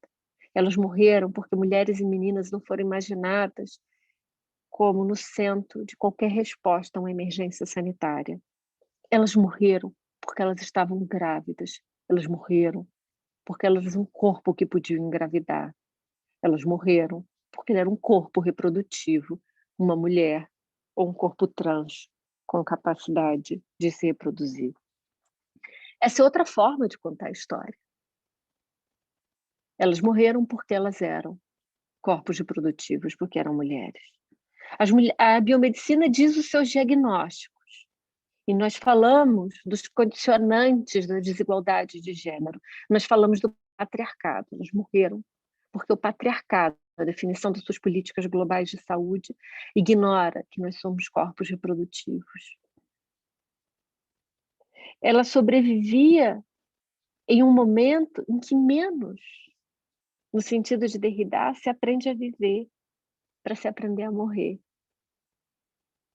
A criança órfã talvez venha a ter outra ontologia da existência, que é a ontologia de ser um novo ser a viver na condição de sobrevivente, mas com uma ontologia de uma geração que vai existir a partir da morte da mãe. Esse é um fenômeno novo que nós vamos viver. É uma geração de crianças com essa ferida da maternidade na sua supervivência. Essas eram mulheres comuns. Se aqui as isolo pela maternidade, o faço como uma metonímia do tormento. Elas eram comuns em suas sobrevivências imaginadas pelos números. Elas eram cuidadoras, elas eram mães, elas eram pobres, elas eram trabalhadoras, elas eram pretas, elas eram brancas. Elas sofriam violência na casa, elas viviam em solidão, algumas tinham sido abandonadas por seus companheiros. Algumas estavam no casamento, em um recém-casamento. Algumas estavam desempregadas. Elas são mulheres comuns. O que as uniu foi o desalento na maternidade. As políticas de gênero não deixaram de ser interseccionais na sua aparição por desalento que atravessou essas mulheres grávidas. Eu queria terminar fazendo essa pergunta. Se essa é a minha tentativa de fazer esse testemunho, e não me tomem como um testemunho trágico, nós temos que ser mulheres, pesquisadoras, feministas, cada uma de nós a olhar pela janela da nossa existência, onde estamos, e fazer a pergunta de que seremos testemunho das que não sobreviveram a essa epidemia do desalento. E cada uma de nós, eu diria, tem um dever de responsabilidade, de exercitar a palavra para o testemunho do desalento daquelas que se afogaram por essa epidemia de desalento do nosso tempo histórico. Obrigada. Muito obrigada, professora doutora Débora. Muitas palavras, muitos significados, muitos pensamentos vagando sobre o que pensar, sobre o que falar, sobre como proceder diante disso. A professora Dália estava com a mão levantada, certo? Professora Dália, quer... ok, palmas, me confundi. Tá bem. Agradeço, então, imensamente, tanto a professora Dália quanto a professora Débora Diniz pelas palavras e pelas reflexões trazidas. Eu gostaria, então, de abrir para a nossa parte de perguntas, para a nossa parte que são aceitas também pelo chat, e se as pessoas quiserem também intervir, é possível, levantando a mão. Eu gostaria, então, primeiro, de colocar a pergunta da nossa diretora científica, Cláudia Marchetti, que está aqui. A professora fez uma pergunta no chat a dizer, mais direcionada à professora doutora, penso eu, Dália Costa, mas está aberto. No início do mês, a socióloga Lígia Amâncio admitiu que a falta de articulação das mulheres é, também, responsabilidade do poder ideológico que a ditadura exerceu na sociedade portuguesa. O reforço do individualismo estimulou o negacionismo da desigualdade de gênero. A senhora professora Dália concorda com essa justificativa?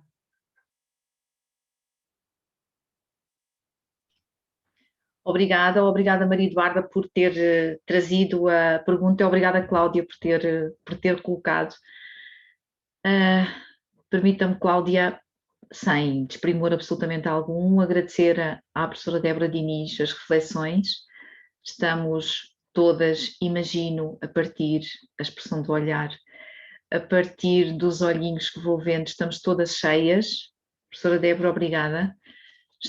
Todas cheias e eu, agora isto já não consigo ver através do olhar, com este desalento da existência, não é? Sempre à procura de respostas e à procura de melhorar e a perceber, com a urgência da mudança, a perceber que por tanto que temos feito, tanto falta fazer. E muitíssimo obrigada por nomear aquilo que temos de fazer também, por nos ajudar a organizar as ideias. Obrigada. A Cláudia pergunta se estou de acordo com o que a professora Lígia Amâncio refletiu há relativamente pouco tempo. Sim, não podia estar mais de acordo. Nós temos em Portugal um percurso dos feminismos que até já recentes, que até já está relativamente bem estudado, muito bem estudado, diria eu. E tem uma marca, afinal, como todos os feminismos e o desenvolvimento que é possível às várias linhas do feminismo, uma marca contextual, uma marca da história dos países, uma marca social, uma marca política. E a história portuguesa é muito marcada por uma ditadura que foi a mais prolongada dos países do sul da Europa. Nós tivemos um período de história muito denso, muito longo também, que nos sujeitou, enquanto sociedade, a uma série de desafios, e entre eles o desafio de não saber viver sem liberdade, de saber viver sem exprimir ideias, de saber viver tendo jornais e panfletos feitos na clandestinidade, de ter acesso a bens como bens essenciais para a saúde vendidos na clandestinidade. Eu sou do Algarve, uma região, a região mais a sul do país, onde muitas vezes aquilo que acontecia ficou conhecido com a expressão dar o salto, em que havia dar o salto para a Espanha, onde se ia buscar aquilo que em Portugal não existia, enfim, com senhas de racionamento alimentar, todo este quadro, que ao fim e ao cabo que eu estou a falar-vos é do impacto nas nossas vidas cotidianas, teve evidentemente um impacto também na organização dos feminismos, também na fragmentação ideológica em relação ao feminismo em Portugal. Porque se formos à Primeira República, 1910, tínhamos Portugal muito em linha com as discussões que iam sendo feitas noutros países europeus e até com a Inglaterra acompanhando muito. Tivemos um primeiro congresso feminista em Portugal, portanto, numa lógica muito integrado naquilo que em termos internacionais ia sendo desenvolvido. Depois houve este fechamento todo durante este período e quando começam a emergir algumas organizações ainda organizações de mulheres, para a defesa de direitos das mulheres, muito ligadas aos direitos ao trabalho, o direito a ter um contrato de trabalho, o direito a ter salário, ainda sem reivindicar um salário igual, o direito a ter pão.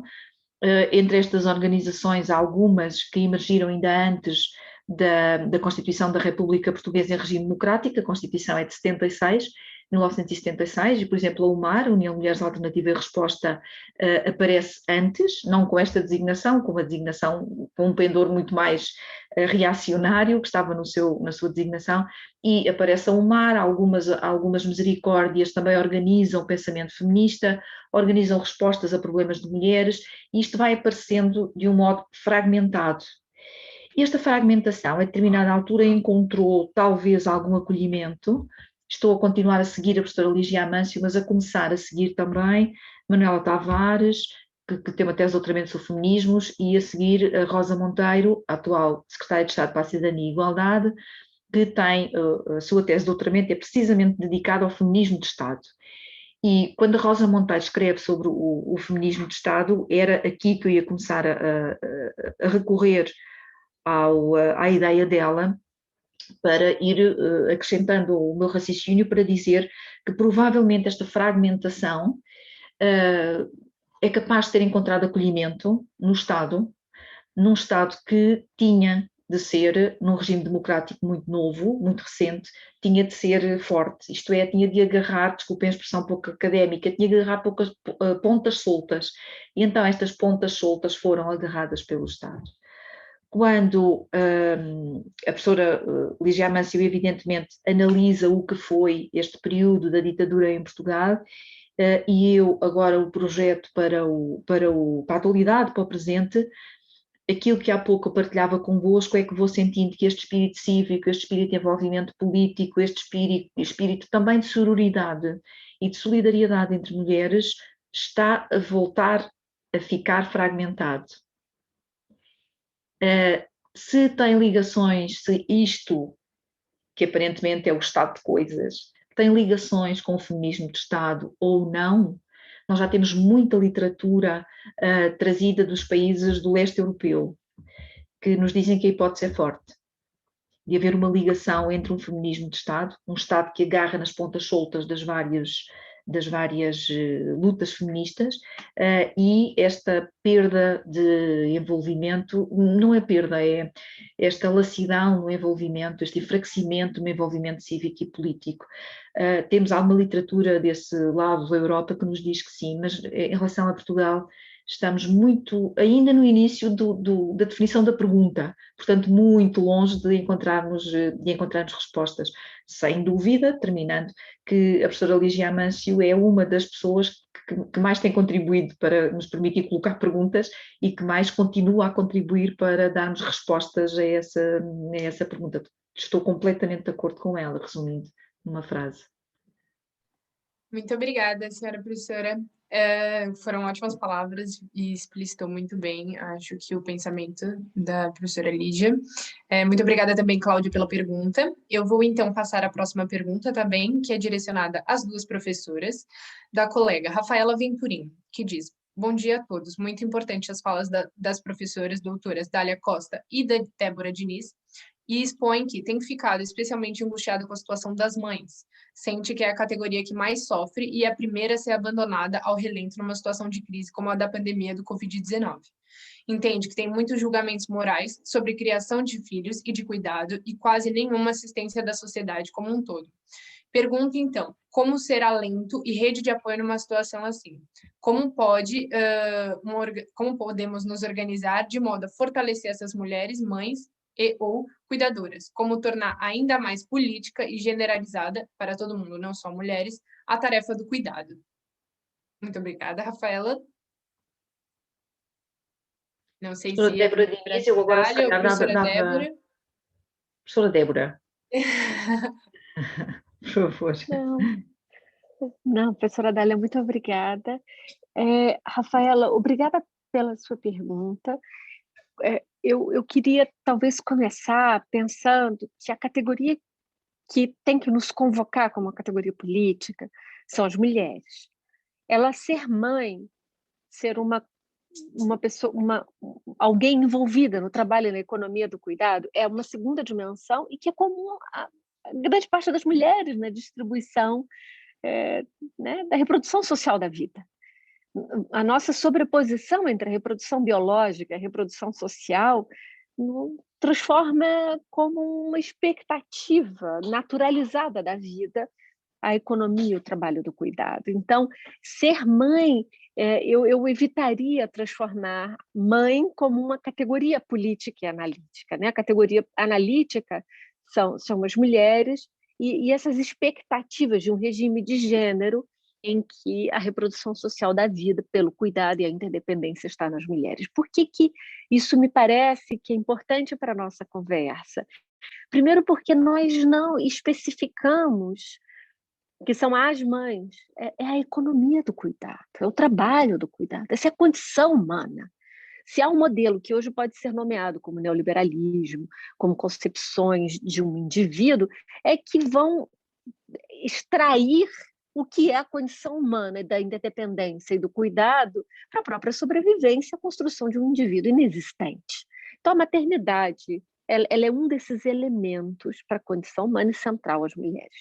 Mas eu queria responder concretamente a sua pergunta. A professora Dália disse na apresentação dela que nós precisamos pensar em formas desse mundo virtual que está posto para nós, está posto de uma maneira arrebatadora, e eu diria como nós vamos pensar o político, a articulação política do feminismo e do encontro entre diferentes grupos com essa realidade virtual. Nós temos que sociologicamente recompor os nossos vocabulários do político. As assembleias são espaços virtuais, a atuação política ser virtual, a configuração de alianças no espaço virtual. Isso exige uma reconfiguração dos nossos conceitos sociológicos, das nossas formas de aparição no político, que são demandantes e rápidos, porque senão nós ficamos à espera do momento em que possamos compor assembleias. Podemos ter o corpo a corpo, podemos fazer trabalhos nas esquinas, nas bases. Isso pode demorar. E um tempo fundamental da luta ela pode ser perdida. Então, eu daria um exemplo muito singelo para ir, por exemplo, para expectativas amplas. Há desde configurações como comunidades virtuais que se chamam Tem Açúcar, esse é feito no Brasil. Tem Açúcar é onde você tem um app em que você tem um GPS de localização de um território de uma comunidade, ou seja, suas vizinhas, que você não conheceria, talvez. E durante a pandemia você não tem como encontrá-la. E da qual é para troca de... Você tem açúcar? Você tem feijão? Você tem horário para ficar com meu filho? E lá tem uma entradinha que diz: você precisa de teto solidário? Você está sofrendo violência. Por quê? Porque um abusador é alguém que se apropria também dos dos canais de fuga dessas mulheres. Então, aqui ele está encoberto uma coisa de mulheres, que talvez elas vão falar de serviços, de trocas, e ali é teto solidário. Eu chamo uma iniciativa como essa, que pode não ter ainda proporções populacionais significativas, como novas formas de composição da vida comunitária e do encontro comunitário. E estão à espera, porque elas estão sendo vividas, de como nós, do mundo dos conceitos, vamos ouvir o que está sendo feito. Porque nós temos um atraso, né? Os nossos conceitos ainda são os conceitos dos movimentos sociais, das lideranças, das composições, das articulações, dos grupos. E o que é isso que está diante de nós? O que são isso, como essas assembleias em que se reúnem 1000 pessoas para se falar de algo? Que realidade é essa que está diante de nós e como ela pode ser transformadora para uma esperança feminista? Muito obrigada, professora. Como sempre, palavras muito, que trazem reflexão, que são muito importantes. Eu não conhecia o projeto, achei interessante, vou procurar saber mais, achei bem interessante. Professora Dália, gostaria de complementar algo? Acrescento mais algumas ideias. Eu estava tão envolvida no que a professora Débora estava a dizer que não me apercebi sequer que ela tinha terminado. Estava mesmo seduzida. Também não conheço o Tem Açúcar, mas de facto lá está a criatividade de que há pouco eu me referia. Rafaela, a questão que coloca, depois vou fazer 2 ou 3 comentários que são em relação, enfim, a algumas ideias que agora me assaltaram enquanto estava a ouvir a professora Débora.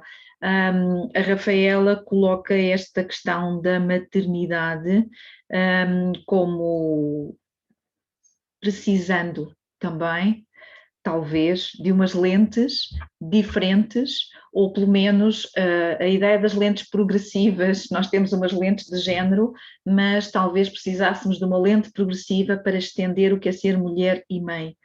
Porque, de facto, ser mulher não se confunde com a maternidade, mas ser mulher e mãe coloca-nos num outro lugar, numa outra posição da vida, que merece também alguma atenção específica, por exemplo, do ponto de vista das políticas sociais. Por exemplo, e quando eu digo das políticas sociais, evidentemente que estou aqui a incluir as questões do emprego e do trabalho, as questões da saúde, por exemplo, com acesso ao planeamento familiar, as questões da habitação, as questões da educação, da mobilidade, dos transportes, portanto, tudo isto muito provavelmente beneficiará de um recorte na sua definição e no seu planeamento, se nós, enquanto sociedade, e quem tem a responsabilidade da tomada de decisão, colocar estas lentes progressivas e acrescentar a quem é mulher também esta outra lente que é da maternidade. Vale a pena nós pensarmos no limite daquilo que é a desagregação da categoria social mulheres.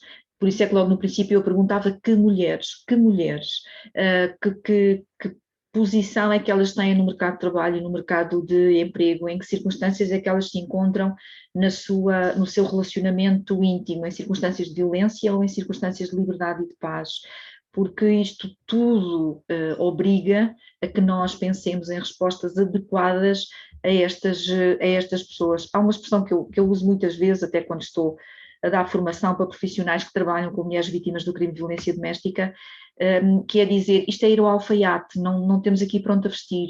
Portanto, é que cada situação de mulher, que é mulher e que é mãe e que tem um determinado tom de pele e que está numa posição específica no mercado de trabalho, nos obriga a fazer uma roupa, um casaco, como se estivéssemos no alfaiate, tirar aquelas medidas específicas e não usar o one size fits all do pronto a vestir, o mesmo tamanho para toda a gente e se não servir ou se ficar cumprido, o problema é da pessoa.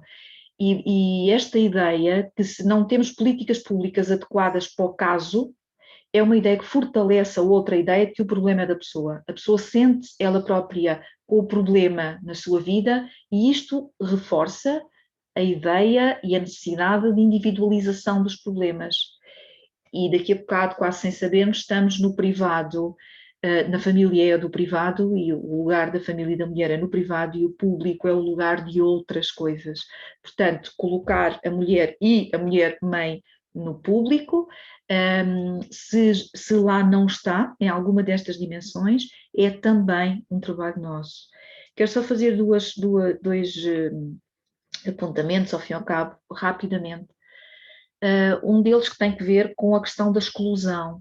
Eu estava a ouvir a professora Débora dizer, de facto, nós vamos tendo cada vez mais assembleias muito grandes. As duas ideias são a exclusão e o tempo. Assembleias muito grandes, com mais de 1000 pessoas, em que para se participar nós temos cada vez menos tempo. Isto é, o privilégio de estar aqui e ter meia hora para falar é uma raridade. É a pérola negra no meio de um conjunto de grandes pérolas, porque nós temos às vezes 3 minutos para apresentar as nossas ideias, quando não dizer 1 minuto e meio para apresentar ideias, quando nós trabalhamos com conceitos que têm de ser desconstruídos e que têm de ser apropriados e explicados, sobretudo apropriados, porque a minha ideia pode não ser imediatamente feita perceber por mim, eu posso não ser capaz de fazê-la perceber. Portanto, por um lado o tempo, somos quase que enroladas, envolvidas, engolidas neste tempo que não nos permite, e isto também reforça a exclusão trazida pelo facto de, e em Portugal isto é muito, é uma variável que eu já tenho trabalhado a nossa equipa já tem trabalhado para o Projeto Farol, e que é a variável cobertura das redes, no sentido de termos acesso ou não à internet. E nós temos várias áreas de exclusão em Portugal, porque nem sequer há cobertura de internet. Portanto, o Tem Açúcar funciona quando eu tenho internet, quando eu tenho telemóvel, quando eu não sou info-excluída e não sou também, ao fim e ao cabo, não sou analfabeta e tenho possibilidade de escrever uma mensagem, de compreender que é empadinha o raciocínio abstrato, que me permite perceber que na empadinha eu posso pedir ajuda. E Portugal não é esta população. Portugal não é esta população. Portugal tem uma população muito pouco escolarizada e muito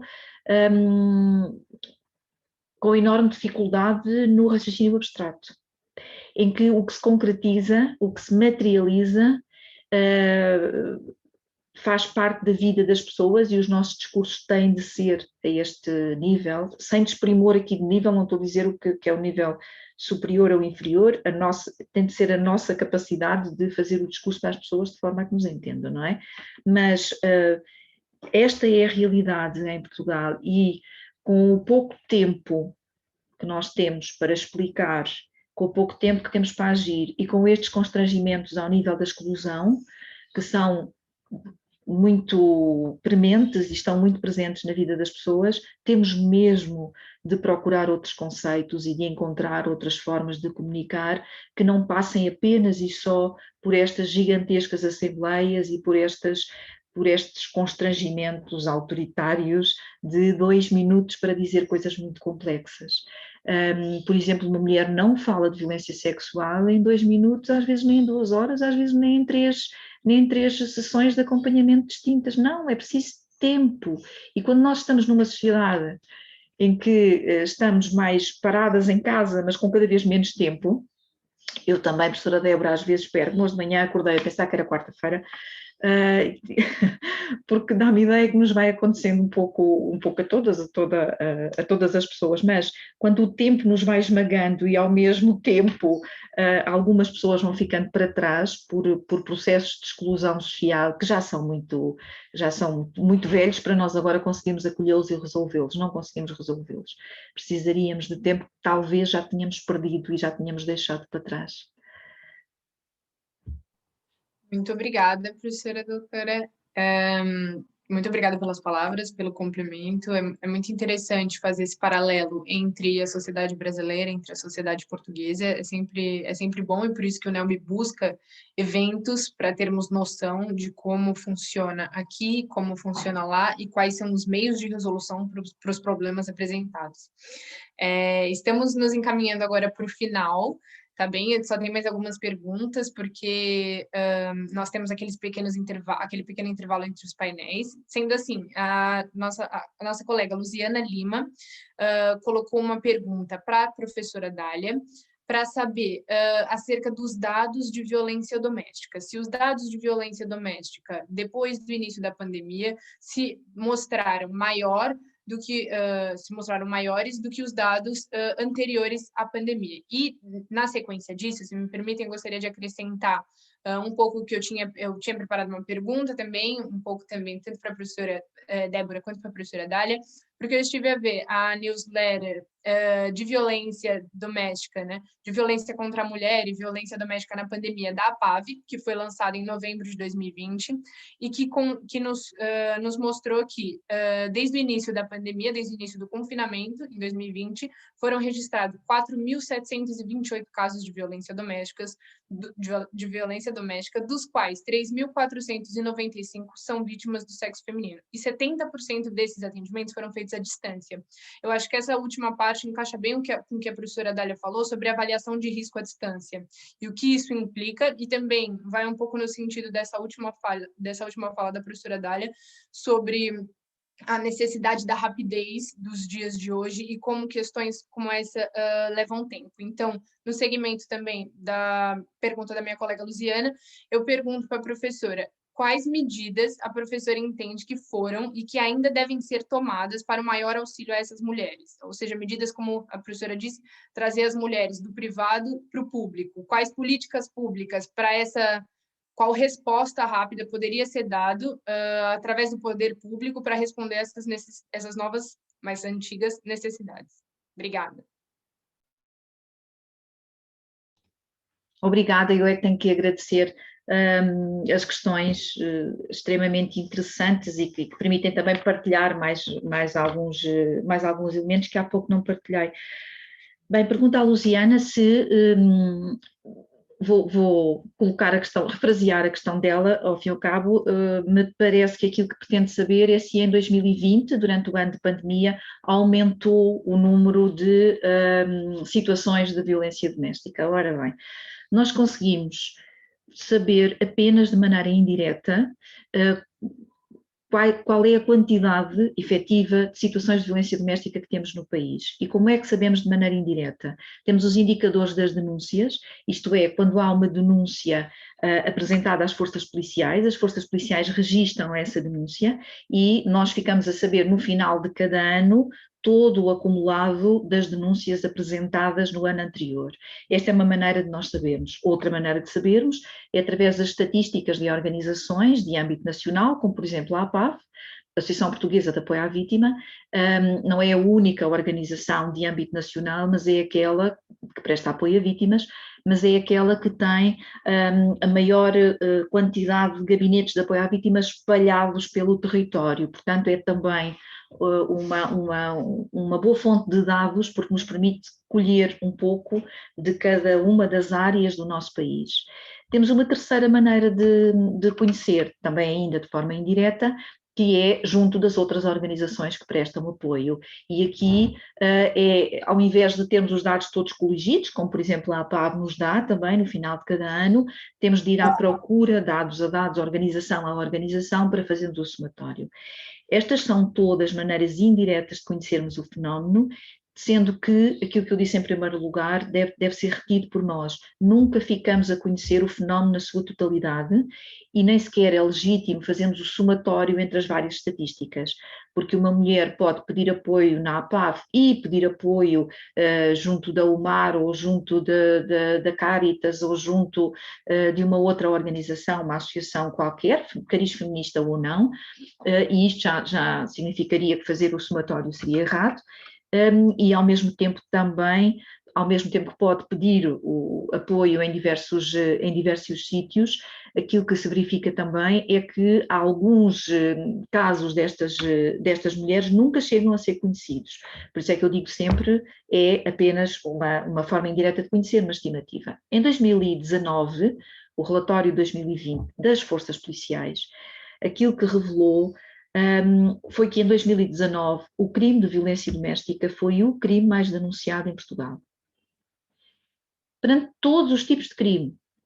Criminalidade patrimonial, onde nós temos os furtos, temos os roubos, crime contra o Estado, onde temos a corrupção, o favorecimento, os danos contra a natureza, todos os tipos de crime em Portugal. O mais denunciado às forças policiais foi o crime de violência doméstica, com cerca de 25 mil denúncias em 2019. Isto é algo, já tenho dito muitas vezes, que tem de nos interpelar. Nós não podemos baixar os braços, estando, eu não consigo, baixar os braços estando numa sociedade que eu não quero, que é a sociedade em que o crime que tem maior expressão é aquele que ocorre dentro das nossas casas, num relacionamento de intimidade, onde nós estamos a partilhar a nossa vida com uma pessoa que um dia qualquer nos disse que nos amava. Isto é o perfeito dissenso e o perfeito paradoxo. Portanto, a realidade em 2019, cerca de 25 mil denúncias. A literatura americana diz-nos que para termos uma aproximação em relação aos dados verdadeiros, devemos triplicar este valor. Portanto, cerca de 75 mil casos deverá ser a realidade aproximada para 2019. Em 2020, o que é que se verificou? Verificou-se que logo no início do confinamento, a quantidade de denúncias apresentadas às forças policiais diminuiu. E, assim que houve a possibilidade de desconfinar, a possibilidade de sair de casa, aquilo que se verificou foi um aumento das denúncias. E foi nesta altura, estávamos mais ou menos em junho, princípio de junho, foi nesta altura que quem tem investigado estas questões disse: calma, atenção, para tudo, alerta, as mulheres precisam de não estar em confinamento para denunciar. Era por isto que eu há pouco dizia, já passámos pelo menos um semestre depois de termos feito este caminho, este raciocínio, e mantivemos os confinamentos. Portanto, o que se observa em Portugal é que cada vez que há um período de desconfinamento, há um pico nas denúncias. Totalidade das denúncias de 2020 não trazem grande novidade em relação a 2019, infelizmente. Mantém-se no topo das denúncias de crime em Portugal. O crime de violência doméstica continua a ser um crime muito denunciado. Os feminicídios continuam, é evidente que à escala nacional, não se compara com o Brasil, mas os feminicídios continuam a ser, a maior parte dos homicídios que ocorrem em Portugal são feminicídios, e por ano, entre tentativas e homicídios consumados, andamos a rondar os 50, cerca de 50, um pouco mais em alguns anos. Portanto, toda esta realidade tem vindo a apresentar-se desta forma muito consistente ao longo dos anos. E em 2020 os dados também revelaram a mesma coisa. Aquilo que, agora trazendo a resposta mais para a pergunta colocada pela Maria Eduarda, aquilo que se tem revelado muito eficaz do ponto de vista de as pessoas conseguirem pedir apoio, as mulheres conseguirem pedir apoio, tem sido algumas medidas do governo, algumas medidas governamentais, que têm, por um lado, a enorme vantagem de serem medidas gerais, globais, para o país inteiro, e, por outro lado, serem imediatamente aplicadas, porque apenas o governo consegue ter esta cobertura nacional no imediato. Por exemplo, medidas muito, muito interessantes, como o SMS, que pode ser enviado sem que o registro fique no telemóvel da pessoa que enviou. Porque, evidentemente, a professora Débora há pouco dizia, e os agressores, dentro das suas estratégias de controlo e de domínio, controlam também os telemóveis e as redes sociais das mulheres. Portanto, é enviado um SMS e imediatamente o histórico daquele SMS é apagado dos telemóveis. O governo também fez uma série de cartazes informativos onde pedir ajuda. Cartazes informativos são cartazes informativos, não é tanto isto que eu quero elogiar, mas fê-lo em diversas línguas. Portugal, sobretudo em algumas regiões do país, tem uma diversidade, uma heterogeneidade por via da migração que é relativamente grande. Então nós temos, aquilo que eu estou a dizer está disponível no site da SIC, nós temos cartazes em árabe, nós temos cartazes em mandarim, nós temos cartazes em várias línguas para que mulheres imigrantes em Portugal possam ter acesso à informação acerca do modo como podem pedir apoio na sua língua de origem, o que facilita imenso também. Agora, isto foi o que o governo fez. E a Maria Eduarda desafiou-me e disse assim, bem, o que é que fazia? O que é que fazia? Agora, eu há uns tempos fiz um projeto muito interessante que nós, junto das pessoas, a determinada altura, na entrevista, dizíamos assim, imagine que é a primeira-ministra durante 1 minuto. E a pessoa tinha que fazer algumas sugestões, é assim que eu agora me vou sentir a seguir.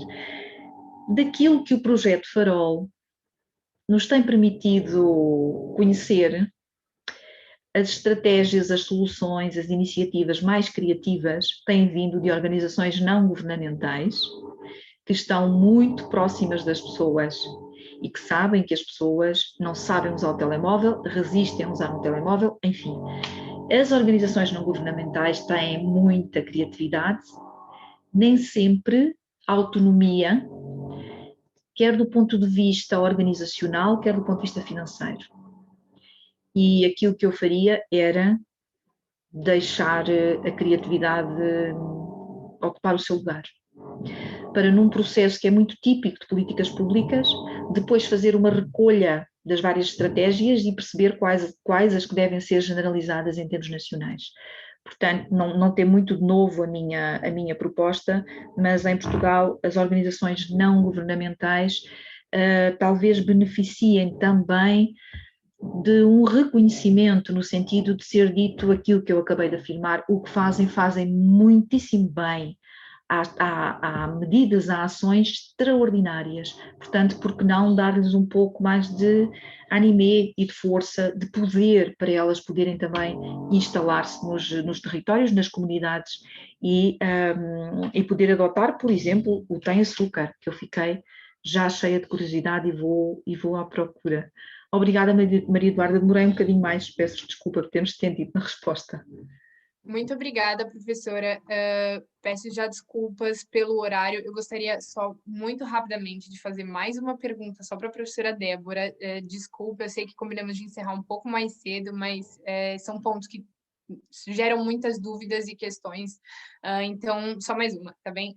Professora Débora, eu estive a ver, então, eu acredito na afirmação feita pela professora ao podcast Olhares, de que haverá uma circulação de valores feministas para fora das entidades, como nunca tivemos antes.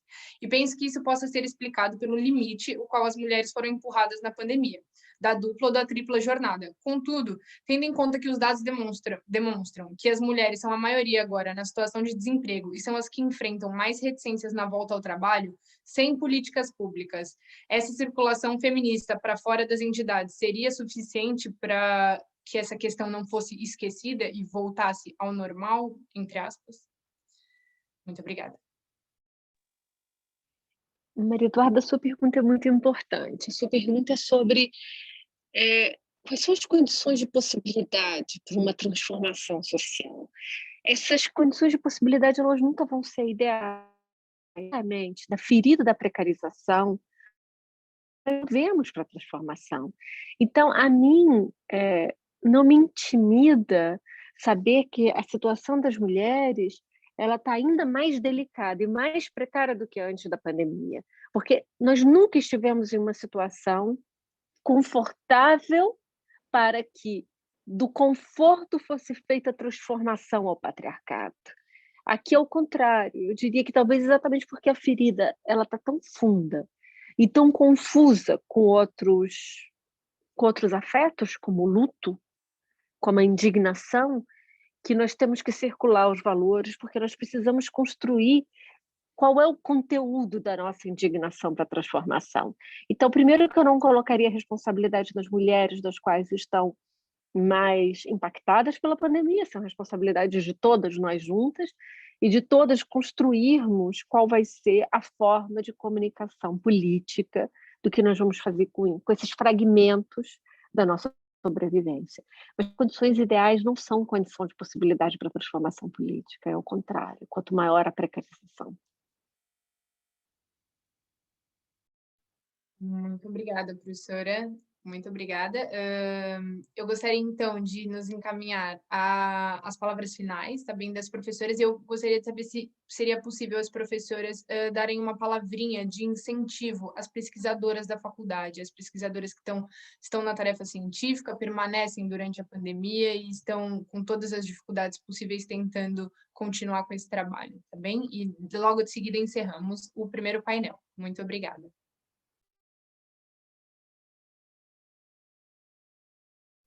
Professora Dália, gostaria de encerrar com algumas palavras?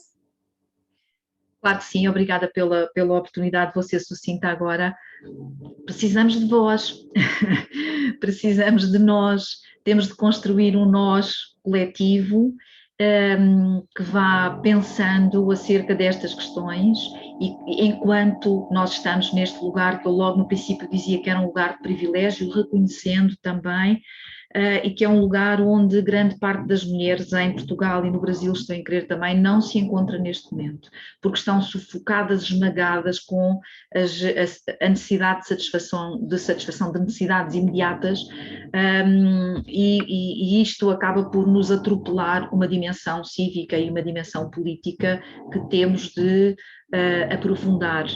Este nosso lugar de privilégio em Portugal, estando o núcleo também aqui sediado, é um lugar que nós temos de usufruir da liberdade de expressão, usufruir da possibilidade de recorrermos aos média para que eles espalhem uma palavra de conhecimento com rigor científico e isto que nós temos é de um valor inestimável que muitas vezes só nos apercebemos quando vamos ler o que colegas nossas, por exemplo, em alguns países da Europa de Leste, na República Checa em particular, têm vindo a partilhar. Às vezes é preciso ir ao lugar de incómodo onde os outros estão para nós percebermos que estamos num lugar cómodo. Do nosso lugar cómodo precisamos de gerar incomodidade ao máximo, porque nos é possível fazer, e isto é um privilégio que nós temos de usar, não ter medo do privilégio e do poder que nós temos, cientistas, de fazer análises e exigir a quem tem a responsabilidade da tomada de decisão, exigir a mudança no sentido da melhoria do bem-estar. Muito obrigada, professora Dália. Professora Débora? Eu sigo a professora Dália, dizer que nós precisamos de todas nós, né? E eu acho que o dia 8 de março é um dia, eu escrevi isso ontem, né? É simples, mas nós precisamos de uma paciência, porque os processos históricos são lentos, mas com valentia. Não podemos internalizar o medo. E com muita ternura, por isso que o processo é coletivo.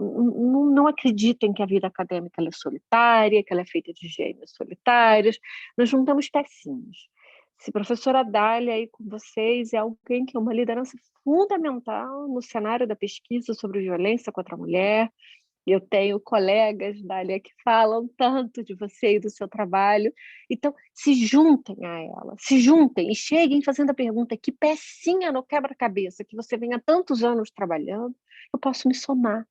Essas são formas diferentes de nós construirmos um espírito coletivo no conhecimento e para a transformação. Então, se eu posso dar um conselho escrevam imediatamente para a Dália, perguntem a ela aonde eu posso me somar, ao invés de dizer eu tenho uma bela ideia, nos somemos ao que vem sendo construído. Muito obrigada, professora Dália, muito obrigada, professora Débora, muito obrigada aos que ficaram, aos que entraram e não puderam ficar. Agradeço muito a contribuição ao NELB, à SEACAD e, em especial, também a Alicia Massotti, diretora especial da SEACAD. Dou, então, por encerrado o primeiro painel do 5º Dia Internacional da Mulher. Muito obrigada. Agora serão colocados na sala de espera, tá bem? Para logo de seguida começarmos o segundo painel. Muito obrigada.